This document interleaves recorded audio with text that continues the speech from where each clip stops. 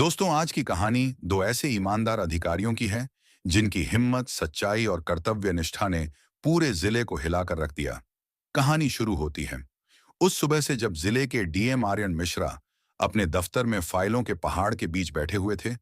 कई विकास परियोजनाएं चल रही थीं, कई शिकायतें थीं, और उन सब के बीच अचानक उनके ऑफिस में एक चुपचाप आया हुआ एक लिफाफा टेबल पर रख दिया जाता है। वह पहले तो ध्यान नहीं देते, लेकिन कुछ देर बाद उसका वजन महसूस होता है। वह उसे खोलते हैं और देखते हैं कि अंदर एक चिट्ठी है जिसमें लिखा है कि जिले के एक थाने में इंस्पेक्टर विक्रम चौहान और उसकी टीम खुलेआम रिश्वत ले रही है। गरीबों को गालियां दी जा रही हैं। कोई रिपोर्ट बिना पैसे के दर्ज नहीं होती और अपराधियों को संरक्षण दिया जा रहा है। शुरुआत में आर्यन को लगता है कि शायद किसी की छोटी सी शिकायत है या कोई नाराज आदमी बढ़ा चढ़ाकर लिख रहा है। वे चिट्ठी को बाकी कागजों के नीचे रख देते हैं। लेकिन 2 दिन बाद फिर वही लिफाफा आता है। इस बार भी वही बातें, लेकिन अधिक विस्तार से। नाम, तारीखें, गवाह और पीड़ितों का दर्द। इस बार आर्यन के माथे पर शिकन पड़ती है। वह तुरंत अपने जिले की आईपीएस अधिकारी सिया कपूर को बुलाते हैं।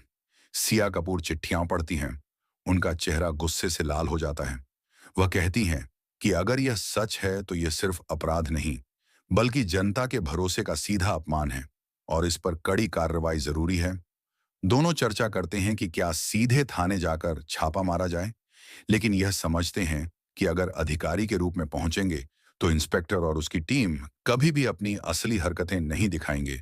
इसलिए एक समझदारी भरा और बेहद जोखिम भरा प्लान बनाया जाता है, जिसमें दोनों भेष बदलकर आम आदमी बनकर थाने जाएंगे, ताकि असली सच्चाई अपने आप सामने आए। तैयारी शुरू होती है। सिया कपूर एक साधारण घरेलू महिला का रूप लेती है। पीला पुराना सूट, चप्पलें, हल्का मेकअप और चेहरे पर घबराहट, जैसे किसी गांव की औरत जिसने कभी बड़ा दफ्तर भी नहीं देखा हो। दूसरी तरफ आर्यन मिश्रा मजदूर का भेष धारण करते हैं। पुराने कपड़े, पसीने वाला रूप, थकान भरी आंखें और शरीर पर धूल। सबसे महत्वपूर्ण, उनकी बनियान के अंदर एक छोटा सा स्पाई कैमरा लगाया गया है, जिसे बाहर से कोई नहीं पहचान सकता। यह कैमरा थाने के अंदर होने वाली हर हरकत, हर आवाज और हर रिश्वतखोरी की सच्चाई रिकॉर्ड करेगा। दोनों अपना रूप पूरी तरह से बदलने के बाद पैदल थाने की तरफ निकलते हैं। रास्ते भर वे आम लोगों की तरह व्यवहार करते हैं, ताकि किसी को शक न हो। थाने के बाहर पहुंचते ही सीन देखकर दोनों का दिल बैठ जाता है। चारों तरफ कचरा, टूटी कुर्सियां, आधी पड़ी शराब की बोतलें, दीवार पर उखड़ा हुआ पेंट, और गेट पर बैठा कांस्टेबल जगत शराब के नशे में हिलता हुआ, जैसे लोगों को डराना उसका रोज का काम हो। जब वे अंदर जाना चाहते हैं तो वह उन्हें हाथ दिखाकर रोक देता है और कहता है, कहाँ घुसते हो? थाने में घुसने के भी पैसे लगते हैं। 500 रुपये। अगर जल्दी काम चाहिए तो 700। आर्यन गरीब मजदूर की तरह बोलते हैं, भैया हम गरीब लोग हैं, 200 ही दे सकते हैं। लेकिन जगत पैसे हाथ से झटक देता है। गुस्से में कहता है, मैं क्या भिखारी हूं, 500 रुपये से कम नहीं लूंगा, वरना धूप में बाहर खड़े रहो। सिया कपूर अंदर से उबल रही हैं, लेकिन अपनी भूमिका निभाते हुए चुप रहती हैं। आखिरकार आर्यन मजबूरी दिखाते हुए 400 रुपये देते हैं। तब जाकर जगत उन्हें अंदर जाने देता है। जैसे ही दोनों अंदर जाते हैं, एक ऐसा दृश्य दिखता है जिसे देख दोनों का खून खौल उठता है। थाने के बड़े कमरे में इंस्पेक्टर विक्रम चौहान ताज की तरह कुर्सी पर बैठा है। दो हवलदार उसके कंधों और पैरों की मालिश कर रहे हैं। एक और हवलदार पंखा झल रहा है। कोई फाइलें नहीं, कोई काम नहीं, बस सिगरेट का धुआं, गंदी गालियां और अंदर आने वाले लोगों पर भद्दी नजरें। यह नजारा किसी सरकारी कार्यालय से ज्यादा किसी गुंडों के अड्डे जैसा लग रहा था। आर्यन उसके पास जाते हैं और कहते हैं, सर, एक रिपोर्ट लिखवानी है। इंस्पेक्टर बिना सिर उठाए कहता है, रिपोर्ट लिखवानी है? 5,000 रुपये लगेंगे, वरना बाहर का दरवाजा वहीं है। सिया कपूर दांत भींचती है, लेकिन शांत रहती है। आर्यन कहते हैं, हमारे पास सिर्फ 2,000 रुपये हैं। यह सुनते ही इंस्पेक्टर भड़क उठता है, खड़ा होता है और बिना चेतावनी के एक जोरदार थप्पड़ आर्यन के गाल पर मार देता है। थप्पड़ की आवाज पूरे कमरे में गूंज उठती है। हवलदार हंसते हैं। सिया कपूर की आंखों में खून उतर आता है, लेकिन वह प्लान को सफल बनाने के लिए खुद को रोक लेती है। स्पाई कैमरा हर पल रिकॉर्ड कर रहा है। इंस्पेक्टर कहता है, 5,000 रुपये लगते हैं, समझे? कमीने, यहां हमारा कानून चलता है, सरकार का नहीं। चुपचाप पैसे दो वरना निकाल दूंगा। आर्यन नाटक करते हुए 4,000 रुपए देते हैं। इंस्पेक्टर पैसे जेब में डालकर मुस्कुराता है और कहता है, अब बताओ क्या शिकायत है। आर्यन कहते हैं, जमींदार ने हमारी जमीन हड़प ली है।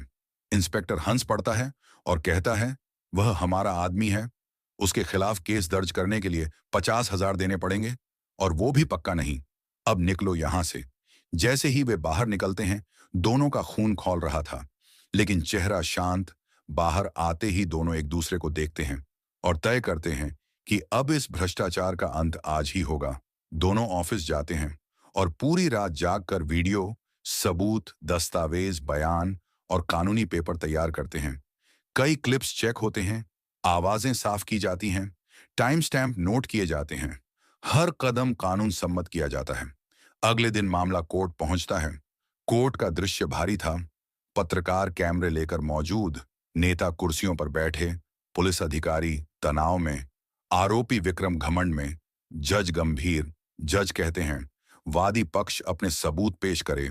डीएम आर्यन खड़े होते हैं और पूरे सम्मान के साथ कहते हैं, मान्यवर, यह भ्रष्टाचार का मामला नहीं, बल्कि जनता की आत्मा पर चोट है। पुलिस, जिसे सुरक्षा का स्तंभ माना जाता है, वही जनता को लूट रही थी। हम आपके सामने प्रमाण लेकर आए हैं। सबूत दिखाया जाए। बड़ी स्क्रीन लगाई जाती है और स्क्रीन पर पूरा वीडियो चालू होता है। इंस्पेक्टर का रिश्वत लेना, उसका थप्पड़ मारना, गरीबों को गालियां देना, जमींदार के लिए ढाल बनना, सब कुछ बिल्कुल साफ। कोर्ट में सन्नाटा। विपक्षी वकील खड़े होकर कहते हैं, वीडियो झूठा हो सकता है, एडिटेड हो सकता है। तभी धीरे धीरे आईपीएस सिया कपूर खड़ी होती हैं और पूरी गरिमा से कहती हैं, मान्यवर, यह वीडियो एडिटेड नहीं है, क्योंकि इसे हमने खुद रिकॉर्ड किया है। हम भेष बदलकर थाने गए थे ताकि असली चेहरा सामने आए। कोर्ट में एक पल के लिए सब लोग स्तब्ध रह जाते हैं। जज गुस्से में इंस्पेक्टर की ओर देखते हैं और कहते हैं, तुम जैसे लोग पूरे विभाग पर दाग लगाते हैं, जनता का विश्वास तोड़ते हो। तुम्हें इस पद पर रहने का कोई अधिकार नहीं। फैसला सुनाते हुए कहते हैं, इंस्पेक्टर विक्रम चौहान को तुरंत निलंबित किया जाता है और भ्रष्टाचार, पद का दुरुपयोग और मारपीट के अपराध में 10 साल की कठोर सजा दी जाती है। कोर्ट तालियों से गूंज उठता है। मीडिया इस खबर को ब्रेकिंग न्यूज बना देता है। बाहर लोग जश्न मनाते हैं। आईपीएस सिया कपूर जिंदाबाद, डीएम आर्यन मिश्रा जिंदाबाद के नारे लगते हैं। सिया कपूर कहती हैं, यह जीत किसी अधिकारी की नहीं, बल्कि जनता के अधिकारों की जीत है। आर्यन मुस्कुराकर कहते हैं, सच कभी छिप नहीं सकता और हमेशा जीतता है। दोस्तों, अगर आपको यह वीडियो पसंद आया हो तो लाइक, शेयर और सब्सक्राइब करना ना भूलें, क्योंकि हमारे चैनल AR स्टोरी सीरीज पर आपको हर हफ्ते ऐसी ही सच्ची, रोमांचक और आंखें खोल देने वाली कहानियां मिलती रहेंगी। दोस्तों, एक और ऐसे ही दिल को दहला देने वाला कहानी हमारे सामने आया है, तो जरा आप उसे भी सुने। सुबह के समय जिले की आईपीएस मैडम संजना शर्मा एक ऑटो में बैठी हुई थी। ऑटो ड्राइवर को यह बिल्कुल भी अंदाजा नहीं था कि जो महिला उसकी ऑटो में बैठी हुई है, वह कोई आम महिला नहीं, बल्कि जिले की आईपीएस मैडम संजना शर्मा है। संजना शर्मा ने काले रंग की साड़ी पहनी हुई थी और उन्हें देखकर बिल्कुल एक आम सी महिला लग रही थी। संजना शर्मा अपनी छोटी बहन की शादी में उपस्थित होने के लिए छुट्टी लेकर ऑटो में बैठी घर जा रही थी। ऑटो ड्राइवर को यह बिल्कुल नहीं पता था कि यह मैडम कोई आम औरत नहीं, बल्कि जिले की आईपीएस मैडम है। ऑटो चलाते हुए ड्राइवर ने संजना से कहा, मैडम, आपकी वजह से मैं इस रास्ते से जा रहा हूं, लेकिन हो सकता है इस रास्ते में पुलिस हो। हमारे जिले का जो इंस्पेक्टर है, वह ऑटो का चालान बिना वजह काटता है और पैसे लूटता है। पता नहीं मेरे किस्मत में क्या लिखा है। ऊपर वाला करें कि इस टाइम पर पुलिस ना हो। संजना शर्मा मन ही मन सोच रही थी कि ड्राइवर यह सब जो बोल रहा है, क्या सच में यहाँ के थाने का इंस्पेक्टर ऐसा करता है। उनके मन में यही सारी बातें चल रही थीं। जैसे ही ऑटो थोड़ी दूर आगे बढ़ी, उन्होंने देखा कि इंस्पेक्टर बलराम सिपाहियों के साथ खड़ा होकर चेकिंग कर रहा है। जैसे ही ऑटो उनके सामने आया, इंस्पेक्टर ने लाठी का इशारा करके ऑटो को रोक दिया। ड्राइवर ने जैसे ही ऑटो रोका, इंस्पेक्टर गुस्से में बोला, नीचे उतरो, अपने बाप की सड़क है क्या? इतनी स्पीड में ऑटो चला रहे हो? डर नहीं लगता तुम्हें? अब जल्दी से 5,000 का चालान भरो। इतना कहकर इंस्पेक्टर चेकबुक निकालने लगा। ऑटो वाले ने डरते हुए जवाब दिया, सर, मैंने कोई नियम नहीं तोड़े। आप किस चीज के चालान काट रहे हैं? प्लीज ऐसा मत करें। मेरी कोई कमाई नहीं हुई है। मैं आपको इतने पैसे कहां से दूं? इंस्पेक्टर भड़क उठा। ज्यादा जुबान मत चलाना। पैसे नहीं है तो ऑटो क्यों चलाता है? जल्दी से ऑटो का कागज निकालो। कहीं चोरी का ऑटो तो नहीं है? ड्राइवर ने फटाफट कागज निकाल कर दिखाया। कागज में सब कुछ साफ था, कोई गलती नहीं थी। फिर इंस्पेक्टर बोला, कागज तो है लेकिन फिर भी चालान तुम्हें भरना ही पड़ेगा। अब 5,000 नहीं तो 3,000 दो, वरना तुम्हारी ऑटोसिज होगी। पास में खड़ी आईपीएस मैडम संजना शर्मा सब कुछ सुन रही थी। वह देख रही थी कि किस तरह इंस्पेक्टर गरीबों को लूट रहा है और बिना वजह चालान काट रहा है। ऑटो ड्राइवर डरते हुए बोला, साहब इतने पैसे कहां से लाएंगे? अभी तक तो कमाई नहीं हुई है। मैं कैसे आपको पैसे दूंगा? प्लीज छोड़ दीजिए साहब, जाने दीजिए। मेरे छोटे छोटे बच्चे हैं। मैं कमाई नहीं करूंगा तो वह बच्चे क्या खाएंगे? भूखे रहेंगे। साहब छोड़ दीजिए। मगर इंस्पेक्टर बलराम को जरा भी दया नहीं आई।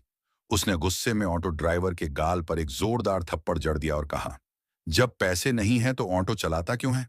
तेरे बाप का सड़क है जो इतना स्पीड में गाड़ी चलाएगा? ऊपर से मुझसे ही जुबान लड़ा रहा है। चल, तुझे थाने में सबक सिखाएंगे।